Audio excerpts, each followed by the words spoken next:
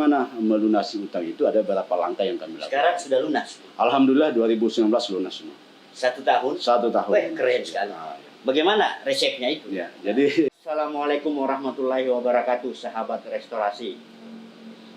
Saya Yong Camang kembali menjumpai Anda dalam acara Bukan Baku Tembe di kanal Restorasi.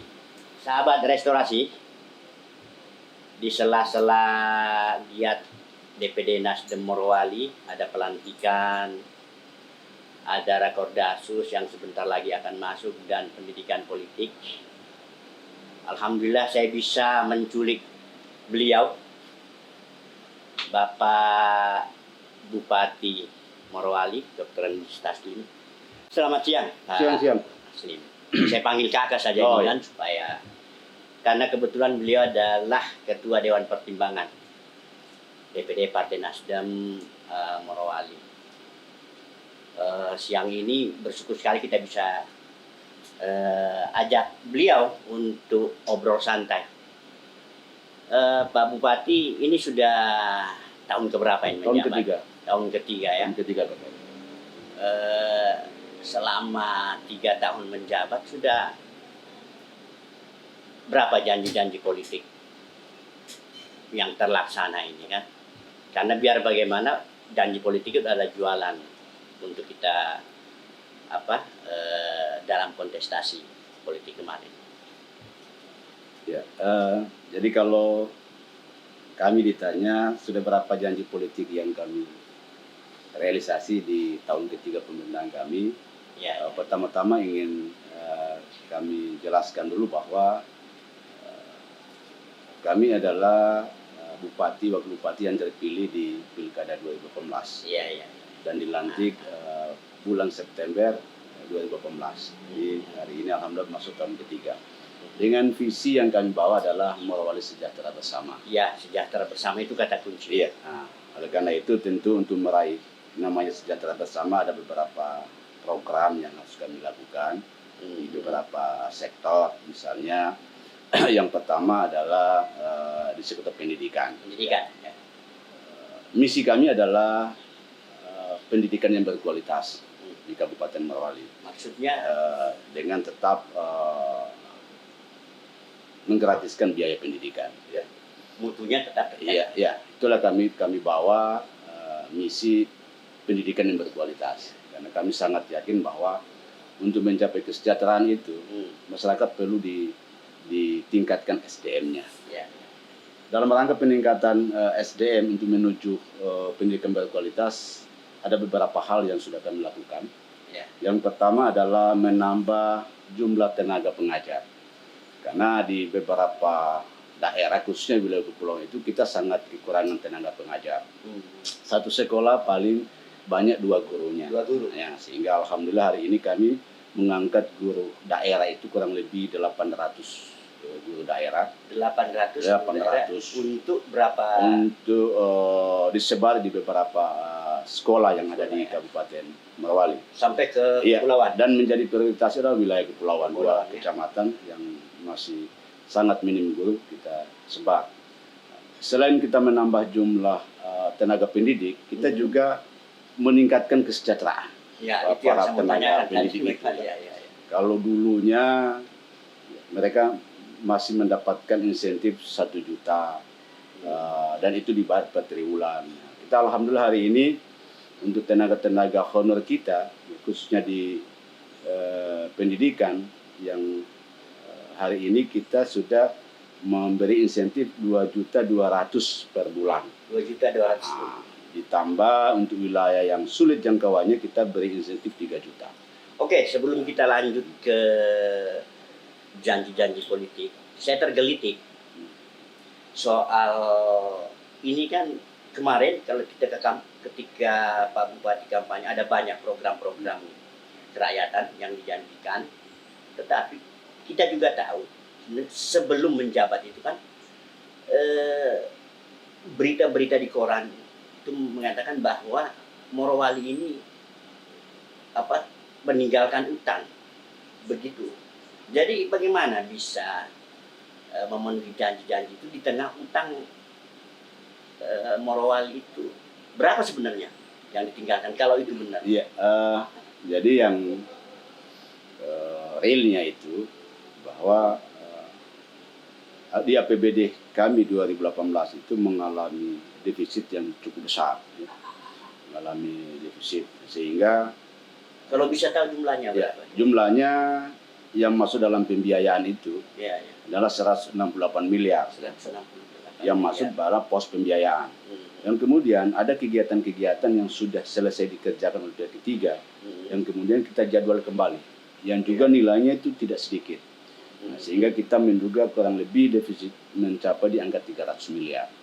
Nah, itulah salah satu sedikit kendala kami di tahun pertama kami menjabat sebagai bupati, Ya, ya, ya. bahwa kami harus berhadapan dulu dengan masalah utang daerah. Ya, ya. Oleh karena itu ini berdampak terhadap beberapa program prioritas kami yang kami tidak bisa melaksanakan di tahun pertama itu. Jadi kita fokus melunasi utang. Bagaimana melunasi utang itu ada beberapa langkah yang kami lakukan. Sekarang sudah lunas. Alhamdulillah 2019 lunas semua. 1 tahun. 1 tahun. Wah, keren sekali. Bagaimana resepnya itu? Ya, jadi resepnya pertama kita coba merasionalkan dulu pendapatan daerah kita. Bahwa sesungguhnya pendapatan real kita sih berapa. Nah, sehingga itulah yang kemudian kita jadikan standar kita untuk bagaimana menetapkan pendapatan daerah kita ke depannya. Sehingga ini tidak berpotensi untuk menimbulkan defisit lagi. Yang kedua, melakukan efisiensi belanja. Bahwa benar bahwa di APBD itu sebenarnya masih banyak hal-hal yang perlu dilakukan efisiensi, seperti belanja operasional kantor, perjalanan dinas dan sebagainya, dan itu nilainya tidak kecil. Itu kalau di APBD kami kita masih dapat kurang lebih 100 miliar. 100 miliar. Nah, itu yang kemudian kita coba geser untuk menutup biaya-biaya defisit kemarin itu kan. Itu pola yang kita lakukan. Kemudian kita menggenjot potensi daerah. Apa saja? Jadi yang saya lakukan pertama adalah mengoptimalkan pendapatan daerah lewat sektor pajak daerah. Pajak daerah. Di antaranya adalah retribusi izin tinggal orang asing, perpanjangan izin tinggal orang asing. Oh iya, ya. Berarti di Bahodopi. Di Bahodopi ya. Ya, itu potensinya besar. Dan itu ada sudah lama, sejak ada kawasan industri potensi itu sudah ada, tetapi selama ini tidak pernah terpikirkan oleh pemerintah sebelumnya untuk menggarap itu sebagai sebuah potensi. Di 2019 saya memulai itu dan alhamdulillah saya sudah dapat menambah pendapatan daerah kurang lebih 26 miliar dari pendapatan perpanjangan izin tinggal orang asing. 26 miliar di 2019 khusus untuk. Iya. Nah, kemudian di 2020 saya dapat, begitu kita di 2020 kita bekerja lebih keras lagi, kita dapat 76 miliar. Oke. Nah, ini yang menganjur. Kemudian beberapa potensi lainnya yang kita optimalkan, sehingga itulah yang hari ini yang menggenjot pendapatan asli daerah kita, sehingga kita bisa menutup belanja pemerintah dalam tanda kutip bahwa membiayai program-program yang kami sudah janjikan kepada masyarakat. Oke. Itu ya. Oke. Jadi intinya tadi dengan inovasi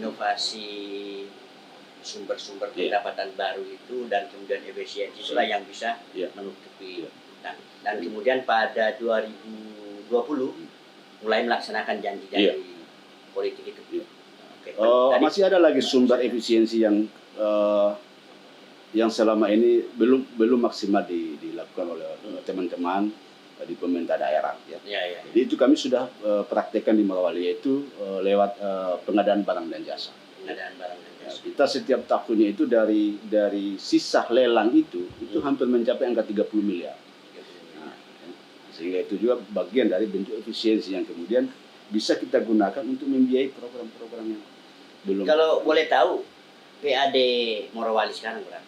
Ya, kalau untuk target kita dan insya Allah ini bisa kita capai di 2021 ini kurang lebih 384 miliar. 384 miliar. Sebelum menjabat di 2018 itu PAD kita baru mencapai di angka 181 miliar. 181. Jadi dia naik sekitar 200 miliar dalam kurun waktu 3 tahun ya. Hampir 200% ya. Persen. Naik. Dan dengan itulah janji-janji politik nah, kita lanjut ke janji politik tadi, Pak Bupati. Selain pendidikan tadi apa saja? Ya, di pendidikan sebenarnya masih banyak hal yang kami lakukan. Ya, ya. Jadi bukan hanya menambah jumlah tenaga pengajar, bukan hanya menambah insentif tenaga pengajar, tapi kami juga menyiapkan fasilitas bagi tenaga pengajar di wilayah kepulauan, yaitu membangun rumah guru. Nah, karena sehingga kita bisa mengirim tenaga-tenaga pendidik kita yang dari sini ke pulau tanpa ada lagi beban biaya tambahan, karena kita sudah siapkan rumah guru. Semua dijamin. Iya. Nah, kemudian kita bangun lagi perahu angkutan siswa. Iya, ini penting bagi anak-anak kita karena pada saat mereka mau melanjutkan pendidikan ke jenjang lebih tinggi, misalnya tamat SD, mau ke SMP itu harus dia melintas lautan.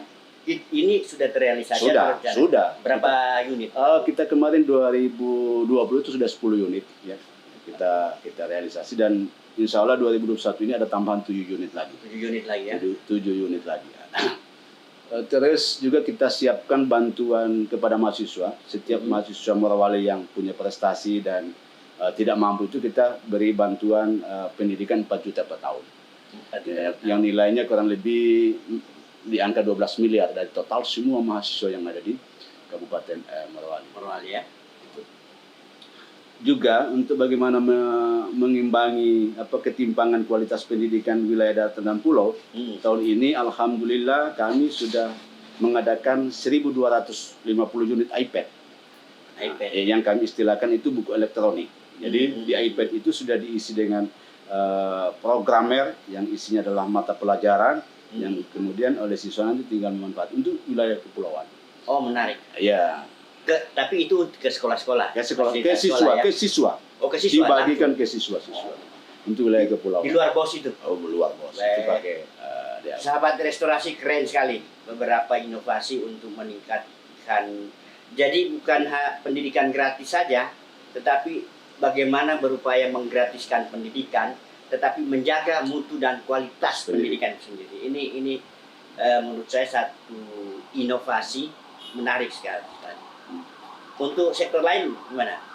Kita masih cerita di dunia pendidikan. Pendidikan dulu ya. Jadi kita cerita pendidikan ini ada di sektor agama. Di agama juga tidak boleh kita melihat sebelah mata kan. Dalam rangka menyiapkan sumber daya yang baik tentu harus ditunjang dengan karakter yang baik. Maka beberapa program kami yang sudah kami laksanakan adalah memberikan bantuan kepada pondok-pondok pesantren dalam bentuk hibah dana 1 miliar satu pondok pesantren untuk mereka membangun fasilitas pemondokan. Ada berapa?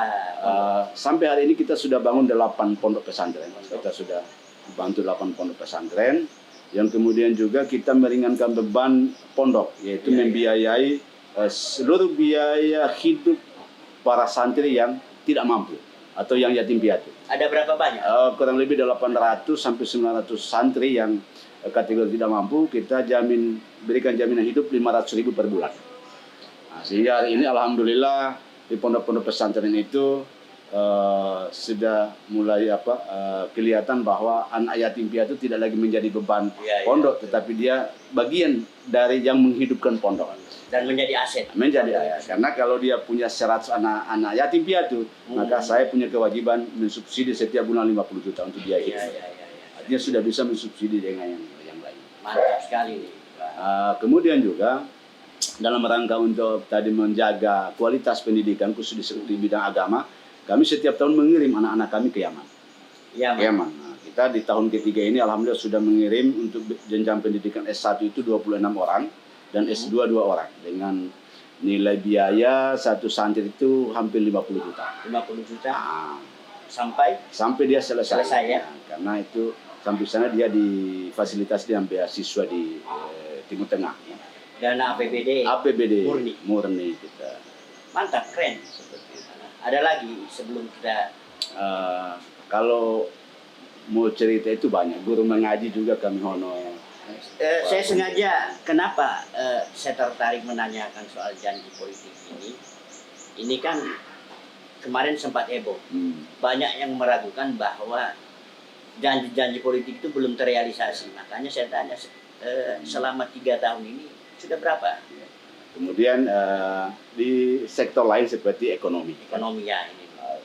Melalui bidang pertanian dan peternakan. Ya. Kita sudah mengucurkan bantuan ternak kurang lebih 1.000 ekor ya, lewat APBD ya, APBD Morowali. Yang itu kita bagikan ke dalam bentuk kelompok-kelompok. Ya. Kemudian juga selain sapi juga bantuan ayam petelur, ayam potong. Kemudian di bidang pertanian ya kami banyak juga membeli alat pertanian seperti alat panen kan, kemudian alat hand tractor yang dalam pengelolaannya kami merubah manajemen pengelolaan sehingga betul-betul dengan adanya bantuan itu petani ini akan merasakan manfaat bahwa dengan adanya bantuan pemerintah ini petani itu akan mampu menekan biaya produksinya.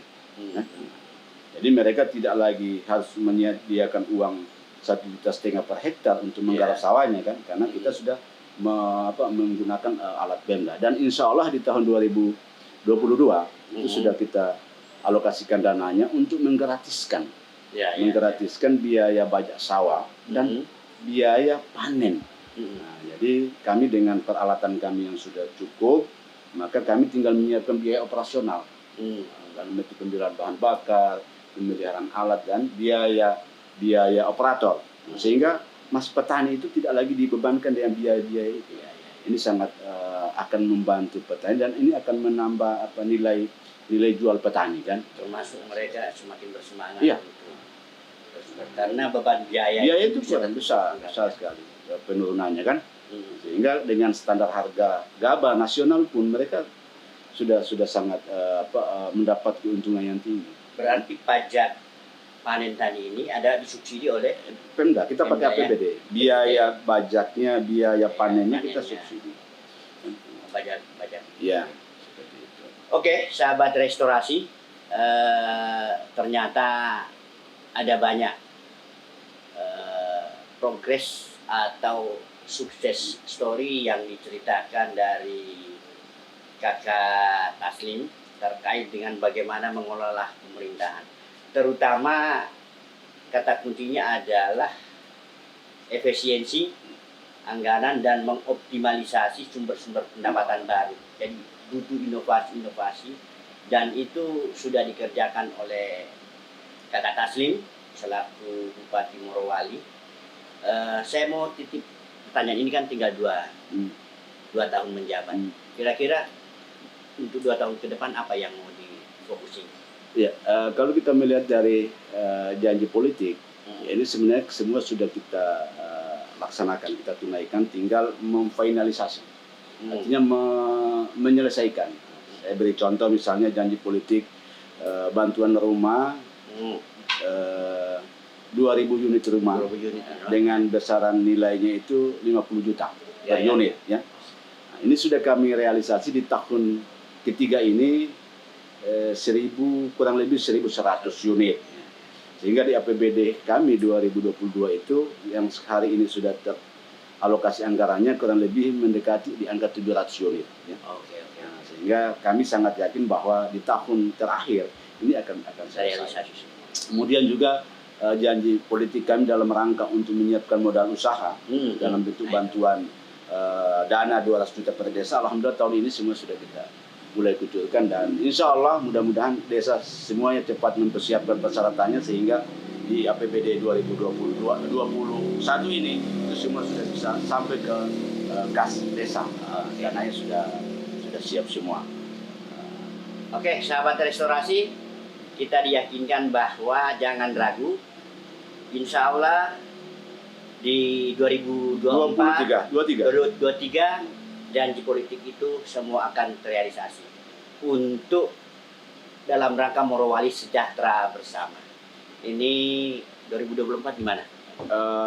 Kami tidak menjabat lagi di 2024. Iya, maksudnya 2024 ada suksesi, ada. Oh, itu tergantung partai. Kami kerja partai. Kalau partai mempercayakan dan masyarakat masih memberi kepercayaan, ya kami siap saja sebagai abdi negara, sebagai abdi masyarakat, ya kami siap saja.